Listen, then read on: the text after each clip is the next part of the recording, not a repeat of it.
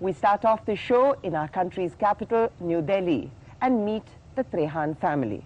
He's a leading cardiac surgeon, she a media personality. Their lifestyle combines all the best: high-profile careers, an active social calendar, and eclectic personal choices. So come with Style South Asia for an exclusive with Madhu and Naresh Trehan. I love to play with words. So before was the most obvious and irresistible thing to do. Before and after. With our name, Trehans, we did tree plus hand, drop the D, and you have tree hands. The joke is, of course, that if you have to ask, what does this mean? You're not allowed in the house. What goes up must come down. What comes down must go up. That, again, is the Buddhist cycle of whatever happens, if you're down, you will come up, and if you're up, you will come down. This is Picasso's Minotaur, which I have split up in stages. First, just the legs, and then we add on some more, and then we add on some more, and then it's the final bit. I just split it up for fun.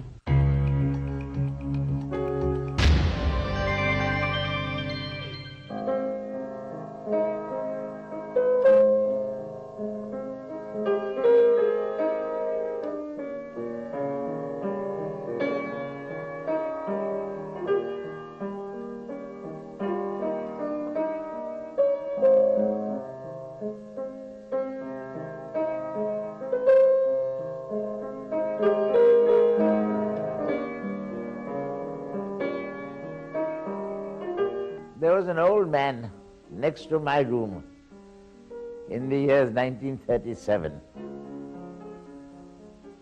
whom I later on learned to be, when I made inquiries, I was told it was Albert Einstein, a very famous scientist. As I say, I was no great intellectual to have known or heard about his work. And we used to meet in the baths down below.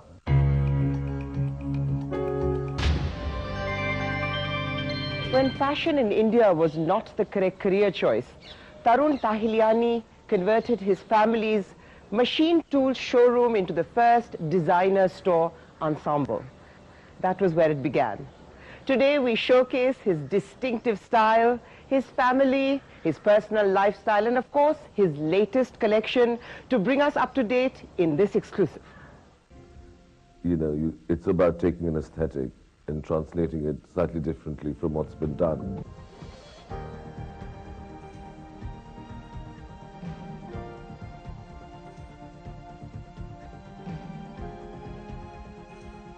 When I built this house was to just make it very comfortable in an Indian way, you know. The house is planned actually very simply. The architect, Rasik Bahel, was told that, you know, I really wanted to live in something that just looked like one of these old houses of old Delhi, you know.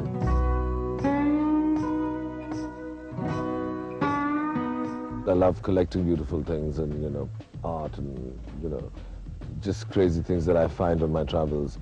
And I like that clutter because it gives it warmth and it reminds me of things and places and people that I've, you know, been with. I'm a completely random collector because, I mean, I'm not collecting to get a valuable collection. I'm not collecting things that necessarily have value. Throughout history, kings and princes have built palaces for their queens as tokens of love, and so is the case with the Palace of Pataudi. In 1935, Sarkar Pataudi built it to match the social status of the Nawab of Bhopal so that he could marry his daughter, whom he was madly in love with, and after 7 years of courtship and opposition from Bhopal, he finally married her in 1947. That love story continued when his son Mansoor Ali Khan Pataudi married the princess of Indian cinema, Sharmila Tagore, and brought her here. My reaction to Pataudi, our ancestral home, was wonderful. It's such a beautiful house. Maybe I'm very, very biased, but I fell in love with Pataudi the very first time I saw it.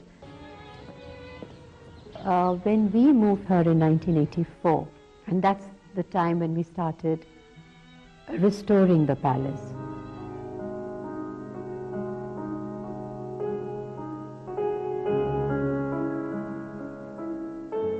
I'd been busy all my life, you know, so there were a lot of things I really didn't get a chance to do. Finally, when I stopped working, then I felt that I could do so many things, and I found that I didn't know so many things. Like I couldn't drive, I couldn't cook. So that's something I learned only recently. And people will laugh at me, but I couldn't even boil an egg or, make coffee or anything.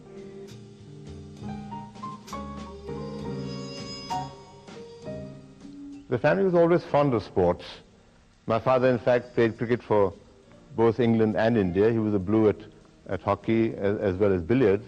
And behind you, we had the polo field, and around the house, we had the cricket ground and the hockey field. And family's always been involved in polo. We were, one of the 3 or 4 things that one had to learn as a child was riding. And I don't think it's an elitist game at all in that sense.